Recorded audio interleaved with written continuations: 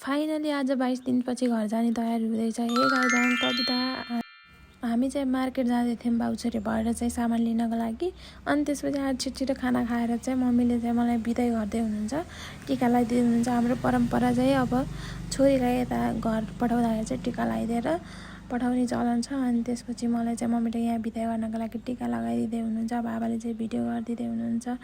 अनि मम्मीले चाहिँ टिका लगाइदिएर यसो दक्षिणा सचिना दिँदै हुनुहुन्छ। अनि मम्मी चाहिँ हल्का नर्भस हुनुभएको थियो क्या। अनि म चाहिँ 22 दिन बसेर आएको हो नि त, अनि माइती त्यसैमा। अनि त्यही भएर आउने बेलामा त हल्का नराम्रो त लगाइहाल्छ। अनि त्यही पनि मैले चाहिँ अनि टिका लगाएर म चाहिँ तिजमा आउँछु भनेर अनि बिदा मागेर हिँड्दैछु। अनि त्यसपछि दाइले पनि मम्मीले फेरि टिका लगाइदिँदै हुनुहुन्छ। दाइ पनि मलाई छोड्न आउने चाहिँ हो, दाइहरू चाहिँ छुट्टै गाडीमा आउने हो सामान लिएर भने, म चाहिँ छुट्टै गाडीमा आउने हो। म चाहिँ त्यसमा अटाइनँ।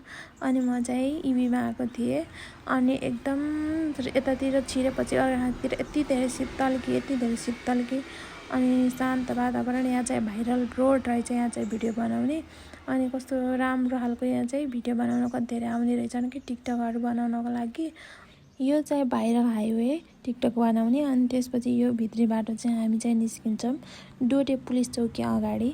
अनि हामी चाहिँ यहाँनिर डोटेभन्दा तलपट्टिको उकालोमा एकछिन रोकेर चाहिँ अनि फेरि हामी लाग्यौँ हाम्रो गन्तव्यतिर। अनि यताबाट चाहिँ हामी यति छिटो घर आयौँ कि म पत्तै पाइनँ क्या। अनि त्यसपछि म चाहिँ घर आइसकेँ।